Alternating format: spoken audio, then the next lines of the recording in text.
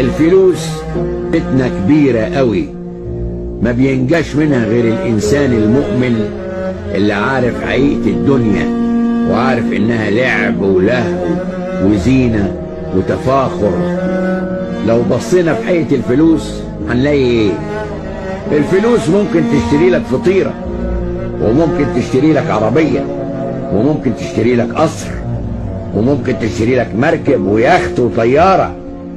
لكن الفلوس ما تقدرش تشتري لك احترام الناس، ولا تقدر تشتري لك العلم، ولا تقدر تشتري لك الصحة، ولا تقدر تشتري لك السعادة. الفلوس يا منجي يا مغيث خلت الناس هردبيس والضماير طلطميس، ده هي تقطع دي الفلوس. الفلوس ياما بتعلي خسيس وياما بتوطي حسيس، هي فيها مغناطيس ولا ايه سر الفلوس؟